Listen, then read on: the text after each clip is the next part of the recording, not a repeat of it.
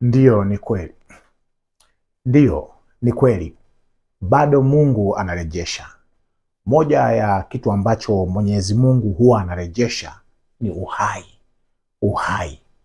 Kuna wakati unaweza ukafikia hatua wewe, ndugu yako, rafiki yako, mtu wako wa karibu anakwenda kupoteza uhai. Anakwenda kupoteza uhai.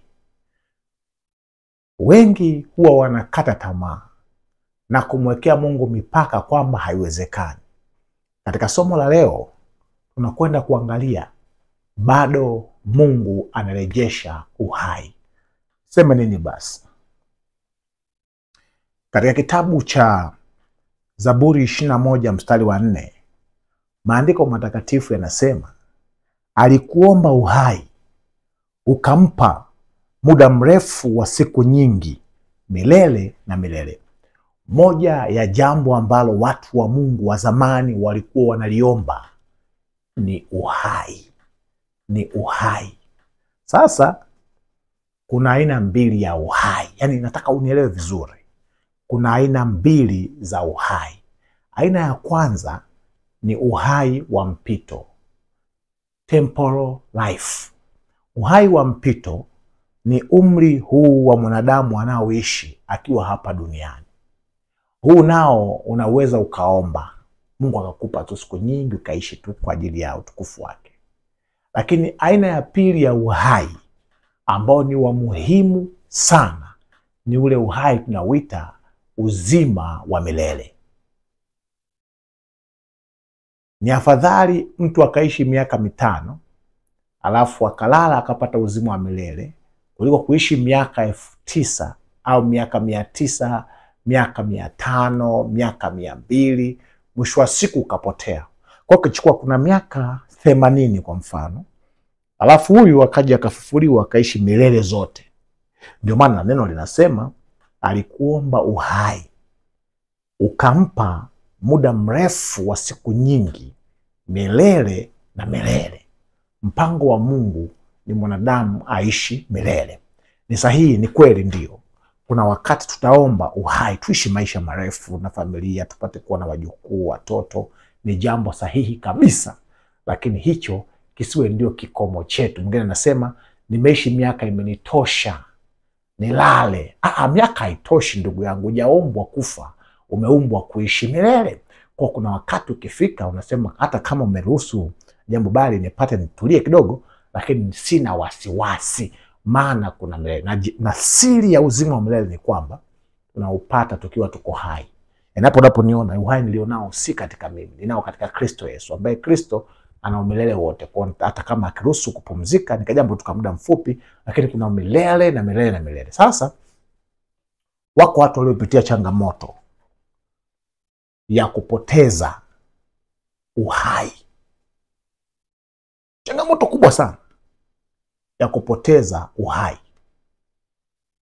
Lakini walisitisha zoezi lao la kupoteza uhai, na uhai wao ukarejezwa. Ninaongea na wewe ambaye uko Muhimbili hospitali. Ninaongea na wewe ambaye umekata tamaa na magonjwa. Naongea na wewe ambaye umekata tamaa na mambo ya kurithi. Naongea na wewe ambaye umetishiwa kuuawa. Naongea na wewe ambaye unaona kuna uadui unatishia maendeleo ya maisha yako, vitu vyako kuendelea kuishi. Wako watu ambao licha ya kutamkiwa kabisa kwamba wewe utakufa, kuna jambo walifanya, jambo fulani hivi tutajifunza hapa, na hawakufa. Tena kwa bahati mbaya kabisa, aliyewatamkia watakufa ni huyu Mungu mwenye uhai. Nisitumie maneno mengi sana, kuongea maneno mengi sana, ni kuingize kwenye neno la Mungu. Neno la Mungu katika kitabu cha Isaya 53. Tutasoma mstari wa 1 mpaka wa 6. Kimsingi yuko mfalme aliyekataa kufa, na kweli hakufa, akiwa kwenye kitanda cha kuelekea kupoteza uhai wake. Anaitwa Mfalme Hezekia. Hebu tusome sasa Siku hizo Hezekia aliugua, akawa katika hali ya kufa. Na Isaya nabii mwana wa Amozi akaenda kwa mfalme akamwambia, Bwana asema hivi, tengeneza mambo ya nyumba yako, maana utakufa wala hutapona. Basi Hezekia akajigeuza, akaelekeza uso wake ukutani, akamwomba Bwana. Akasema, Bwana, kumbuka haya na kusihi, kwamba nimekwenda mbele zako katika kweli na katika moyo mkamilifu na kutenda yaliyo mema machoni pako. Hezekia akalia sana. Ikawa neno la Bwana likamjia Isaya, enenda ukamwambie Hezekia, haleluya, Bwana Mungu wa Daudi baba yako asema hivi, mimi nimeasikia maombi yako, nimeyaona machozi yako. Tazama, nitaziongeza siku zako kiasi cha miaka 15, nami nitakuokoa wewe na mji huu na mkono wa mfalme wa Ashuru, nami nitaulinda mji. Yako mambo ya kujifunza. Hezekia aliugua. Ngoja nikwambie, wewe hujaugua, hujafikia tu kuelekea kufa. Hezekia aliugua kiasi kwamba habari ya mfalme Hezekia kuugua kwake na ukubwa wa kuugua kwake ulitapakaa dunia nzima, mpaka wafalme wakubwa wakajua. Taarifa zikasambaa, mfalme wa taifa la Mungu ameugua. Na ajabu ambalo hatuambiwi, sababu ya kuugua kwake ni nini? Yawezekana kuna gonjwa lilitapakaa katika Yuda yote kama vile korona, na yeye akawa amepata kwa korona akaugua anaelekea kufa. Yawezekana ilitokea tu alikula kitu kibaya. Yawezekana kuna mambo mabaya aliyafanya akampa magonjwa. Haijasema sababu ya kuugua kwake, lakini picha inaanza, Hezekia aliugua sana. Mungu akamtuma nabii. Mara nyingi manabii wamekuwa ni manabii wa kuleta matumaini, lakini nabii Isaya mwana wa Amozi yeye akaleta habari mbaya kwamba Hezekia, unaumwa? Naumwa. Rekebisha mambo ya nyumbani kwako, maana kwanza hautapona. Nabii mcha Mungu ambaye anaongea na Mungu direct anamwambia huyu anaitwa Hezekia, kwanza utapona. Kama kuna vitu vya kufanya, rekebisha nyumbani kwako. Kama ulikuwa una fence, weka fence. Kama ulikuwa unaweka akiba, wakusanyie chakula familia yako, maana utakufa. Na hapa Hezekia alikuwa na miaka 39, bado yanki kabisa. Hezekia alikuwa na option mbili.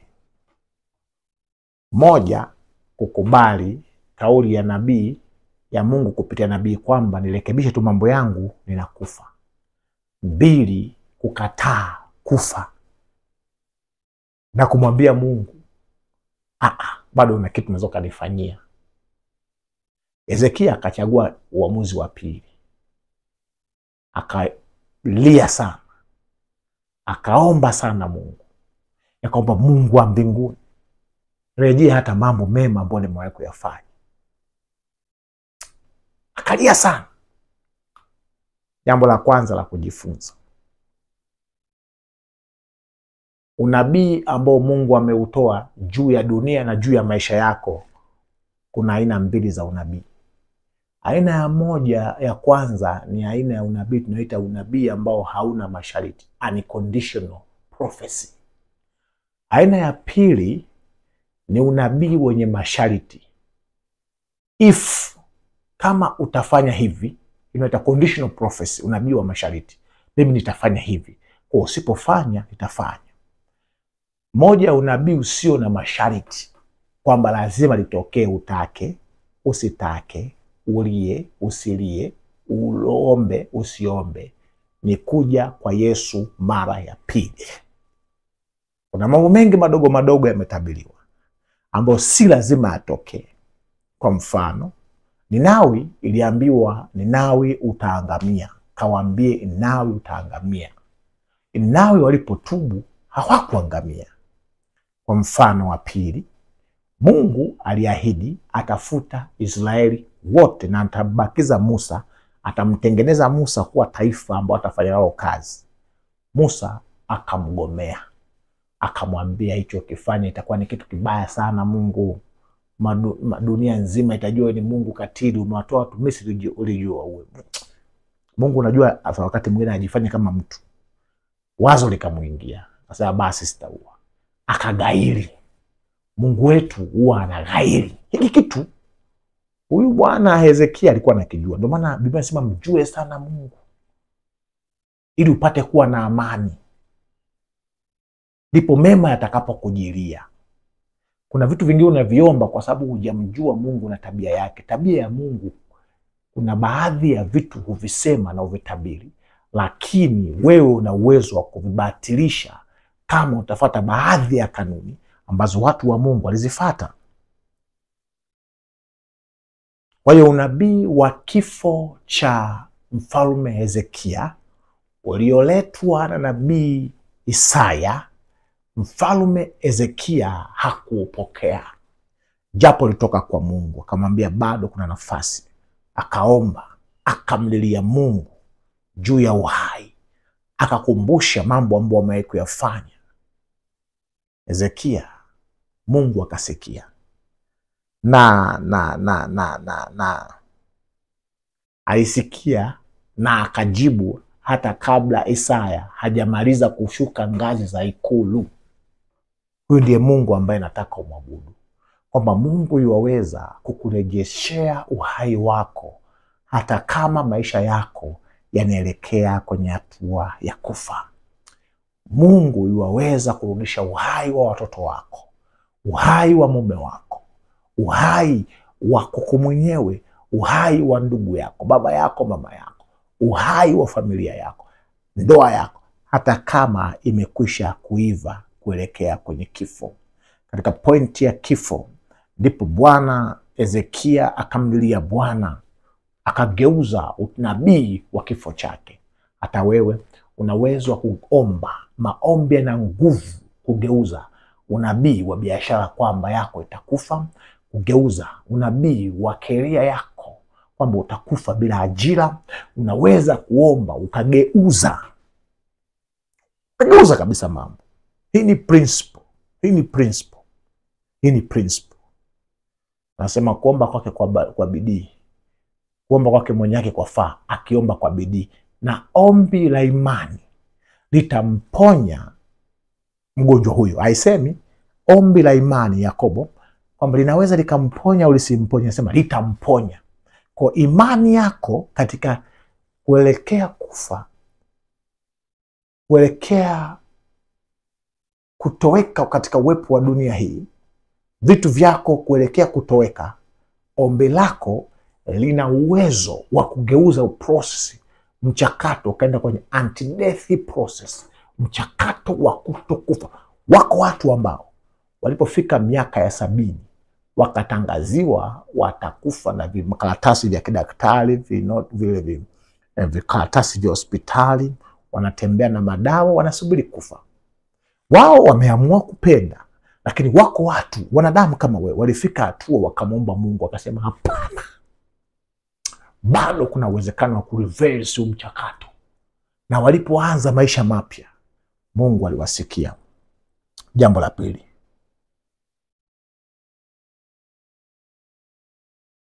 sio kila unachopitia utaelezwa sababu. Kuna watu wamenda kutafuta sababu. Sababu ni nini?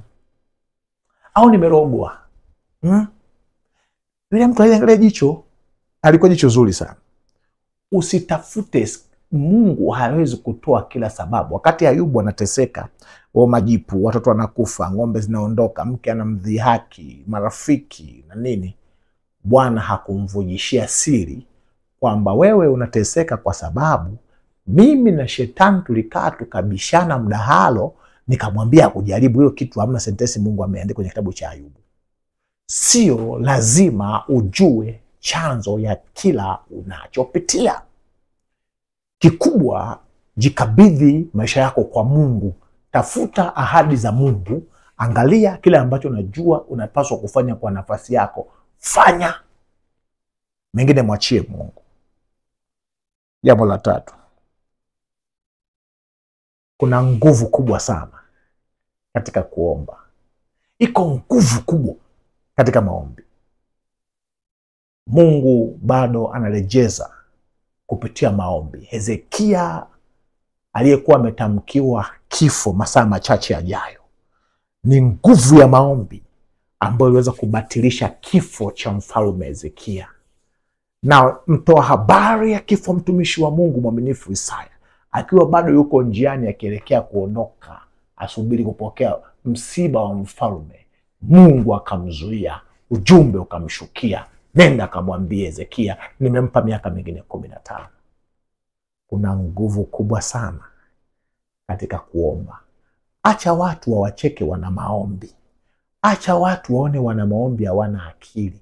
Lakini iko nguvu kubwa sana yenye uwezo wa kupindua hata maamuzi ambayo Mungu ameyafanya kwenye maisha yako kupitia maombi. Kupitia maombi. Wako watu waliomba, bahari zikaachia. Wako watu waliomba, wafu wakafufuka. Wako watu waliomba, magonjwa yakatoweka. Wako watu waliomba, bahari zikaachia. Wako watu waliomba, milima, miamba ikatoa maji. Njia zikatengenezeka katikati ya misitu minene. Jangwa likatoa chemichemi. Wako watu waliomba. Hata wewe ukiweka jambo lako kwa Mungu kwa njia ya maombi, Mungu yuweza kukufanyia.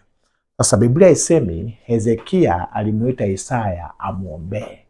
Maana Isaya, mchungaji Isaya ndiye aliyesema kwamba utakufa, na hakusema kwa utashi wake, ni Mungu ndiye alimpa hizo sentensi.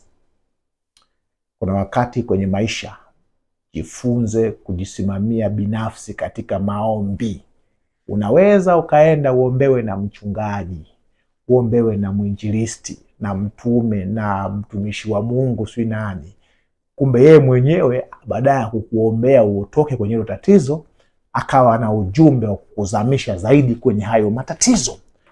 Ikiwa utajua principles za maombi za kibiblia, yuwaweza, Mungu ametupa kibali, Waebrania 3:16, wa kukisogelea kiti cha rehema kwa ujasiri, ili tupate kupokea mahitaji yetu. Na moja ya mahitaji ya msingi katika maisha yetu ni kuwa hai, ni uzima huu wa mpito, ili tuutumie kumtumikia Mungu, na ule uzima wa milele. Hezekia hakumuita Isaya niombee nisife. Hezekia hakutangaza maombi ya kitaifa. Hezekia aliugeukia ukuta, akainama, akapiga dua kwa Mungu wa mbinguni, akiomba rehema na huruma kwa Mungu wa mbinguni. Hezekia hakutii wito wa kutengeneza mambo ya nyumbani mwake, alitengeneza mambo ya ndani yake. Najua kuna wakati unaweza kufanya maandalizi ya kifo chako. Naandaa wosia, naandalia watoto sijui nini. Wakati mwingine huo muda utumie kumwomba Mungu akupe uzima wa kutosha, hadi wajukuu wako waje wakuone na kula baraka, na watu wengi wakaokolewe kupitia muda ambao Mwenyezi Mungu amekupa kuishi hapa duniani. Bado Mungu anarejeshea watu uhai kwa njia ya maombi. Najua kuna ndugu yako anaumwa. Najua mwenyewe kuna gonjwa umeambiwa litakuua. Wiki haitapita atakufa mgonjwa wako hapo Apollo India, hapo Muhimbili, au kwenye vitengo mbalimbali. Nina habari njema kwako. Ukiamua kama nabii, kama mtumishi wa Mungu mfalme Hezekia, ukamwomba Mungu kwa dhati ya kutoka moyoni kabisa, kifo chako kitahairishwa.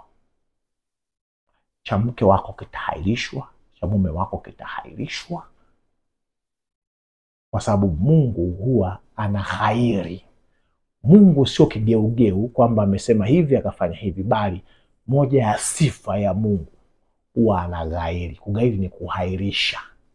ninakutamkia kwa mamlaka ya jina la Yesu. Kama unapitia hali ya kufa, kama unapitia hali ya kupoteza, Bwana akulegezee uhai wa kutosha. Anasema alikuomba uhai ukampa muda mrefu wa siku nyingi, milele na milele. Na mimi nakuomba kwa Mungu, nakuombea kwa Mungu, Bwana akupe muda mrefu wa kuishi milele na milele. Jambo la 4, ili ombi aliloomba mfalme Hezekia unaweza kuona kama ni ombi la kifarisayo fulani, ombi la matendo ya sheria, kwamba nimekutendea haki, nimekufanyia hivi, sijafanya makosa, mbona sana kufa? Mbona sana kufa jamani, Mungu wangu? Ni kweli katika Kristo sisi tunaamini vitu vyote tutakavyovipata ni kupitia Kristo, sio kwa matendo yetu. Lakini katika Agano la Kale pia ukumbuke, ndugu yangu, kuwa makini. Magonjwa haya ambayo alikuwa anamuumiza na kwenda kumuua mfalme Hezekia yalikuwa ni magonjwa ambayo kwa mujibu wa Biblia ni matokeo ya laana. Ni matokeo ya laana. Na hizi laana zilikuwa ni matokeo ya kuvunja sheria na kanuni za Mungu. Hata sasa 90%, tuseme 90 ya magonjwa ni matokeo ya kuvunja kanuni za msingi ambazo Mungu ametupa. Sasa huyu Hezekia anasema mimi sikuzivunja.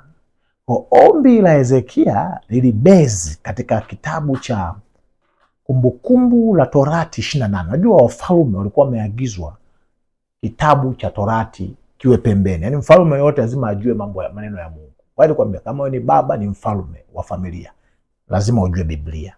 Kama ni rais, jitahidi ujue Biblia. Ngoja nikwambie ile kitabu cha Kumbukumbu la Torati 28:15 anasema, lakini itakuwa usipotaka kusikiza sauti ya Bwana Mungu wako, usiangalie kufanya maagizo yake yote na amri zake nikuagizavyo hivi leo, ndipo zitakapokujilia laana hizi zote na kukupata. 1, utalaaniwa mjini, utalaaniwa na mashambani. Litalaaniwa kapu lako na chombo chako cha kukandia, utalaaniwa uzao wa tumbo lako na uzao wa nchi yako na maongeo yako na ng'ombe wako na wadogo wako. Utalaaniwa uingiapo, utalaaniwa utokapo. Bwana atakuletea laana na mashaka na kukemewa katika yote uliyoyatia mkono wako kuyafanya, hata uangamie na kupotea kwa upesi kwa ule uovu wa matendo yako ulioniacha kwayo. Ila ana hii akasema, mimi sijafanya, Mungu sijafanya haya, nimefanya haya tu mazuri ya mwanzo wa kutii sheria zako. Mungu akamsikia, sababu Mungu ni mwenye rehema. Kimsingi si kwamba hajafanya, ndio alikuwa na matatizo huyu Hezekia, kwa sababu hata hivyo Mungu alimwambia rekebisha mambo ya nyumbani kwako, maana yake nyumbani kwake mambo hayakuwa sawa. Lakini Bwana ni Bwana mwenye huruma. Yesu alipokuja duniani alitumia muda mwingi kuponya watu bila kujali chanzo cha magonjwa yao, kwa sababu ya huruma. He was moved with compassion. Alikuwa anasukumwa na huruma mkubwa. Kilichomsukuma Mungu kumponya Hezekia ni maombi aliyoyaomba na udhati wake katika hicho kiomba, na kitendo cha kuegemea ukuta, maana yake amejiachilia kwa Mungu. Huruma ikamshika Mungu, Mungu akailisha kifo chake. Hata wewe ngoja nikwambie mpendwa, dhati yako katika kuomba itavuta huruma ya Mungu na neema yake ikawe juu yako. Kimsingi kwa Galatia 3:17 inasema Yesu alitukomboa na laana ya Torati. Na moja ya laana ya Torati ni hizi ambazo tumezisoma hapa, za kufa upesi na vitu mbalimbali. Sasa lazima utumie ulimi wako kukiri haya mambo na kumwomba Mungu aelekezee upande wako. Uzima wa mfalme Hezekia ukarejezwa. Habari nyingine ni kwamba bado Mungu anajibu maombi kwa upesi. Bado Mungu wetu anajibu maombi kwa upesi. Usikate tamaa kama umemwomba Mungu. Anaweza akaonekana amekaa kimya kwa muda mrefu, lakini kwa upesi. Unajua Hezekia alihakikishiwa, alijibiwa maombi kabla Isaya hajaenda mbali. Hata wewe nataka nikutie moyo, kama unaamini kurejeshwa kwa njia ya maombi, amini uweza wa Mungu wa kujibu kwa upesi kwa chochote unachokitaka, kama vile alivyofanya kwa huyu mtu wa Mungu. Kuna watu wanapenda kucheleweshwa. Unaweza ukamwomba Mungu, Mungu anaweza kufanya. Anaweza akailisha asifanye kwa nia zake njema, lakini kamwe usije ukafikia tu kata tamaa ukasema Mungu amechelewa. Amini ya kwamba Mungu wako anaweza kufanya mambo kwa upesi na kwa ubora na kwa haraka. Lakini jambo lingine, bado Mungu anaponya kupitia dawa, kupitia vifaa tiba. Kwa sababu maombi ya Hezekia aliposikiwa, Mwenyezi Mungu hakufanya muujiza. Watu wengi wanakwenda makanisani wanataka muujiza. Mungu alimwambia Isaya, nenda kachukue tini, afikaweke kwenye hayo magonjwa yake, anataka kumuua huyo mfalme. Tini ni ule mmea, akaenda kachukua mmea akatengeneza kama dawa. 80% ya dawa za hospitali inatokana na mimea. Kwa hiyo bado Mungu yuwaweza kukurejeza uponyaji wako hata kama unatumia dawa. Kwa sababu God gave life in trees. Kuna maisha katika miti ambayo hayo maisha yanaweza kapenya kurejeza uhai kwenye maisha yako. Usimpangie Mungu. Mungu ana njia maelfu za kukuponya. Mungu ana njia maelfu za kurejeza afya yako, za kurejeza afya ya uchumi wako, za kurejeza afya ya ndoa yako, afya ya ukiroho wako. Mungu alimhurumia Hezekia. Je, kuna jambo kwenye maisha yako ambalo unahitaji kuona huruma ya Mungu? Je, yuko mtumishi wa Mungu amekutamkia jambo ambalo mpaka leo linakuumiza sana, wenda kwa sababu ya uchafu na uovu wako? Mtumishi wa Mungu aliomba na Bwana akamuongezea miaka. Lakini Bwana unapomwomba ajibu kitu kimoja, majibu ya Mungu ni mapana sana. Jambo lingine alisema maadui zake wote aliwashindia. Hakuna faida ukapona ukawa mzima alafu kaendelea kuteseka na maadui wa kibinadamu na maadui wa kiroho. Bwana anapotoa uzima, anatoa na ushindi dhidi ya maadui. Mfalme Senakeribu wa Syria, ambaye alikuwa amepanga mpango wa kuja kumteketeza huyu mfalme aliyepona baada ya kuwa mgonjwa, Mungu alituma malaika huyu mmoja kwa usiku mmoja, akaua majeshi 185,000. Ninakuombea kwa Mungu, Bwana atume majeshi ya malaika kufisha ushawishi wa maadui wako kwa jina la Yesu.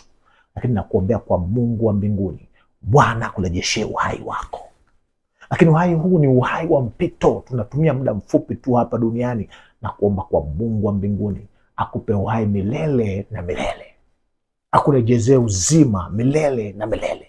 Lakini anapokurejezea uzima milele na milele, ninamwambia Mungu wa mbinguni, katika jina la Yesu, Bwana arejeshe uhai katika mahusiano yako. Bwana akurejeshe uhai katika familia yako. Ninakutamkia kwa mamlaka ya jina la Yesu, Mungu wa mbinguni akurejezee uhai katika uchumi wako, uhai katika elimu yako, uhai katika vyanzo vyako vya amani, katika jina la Yesu. Amen. Mungu akubariki sana.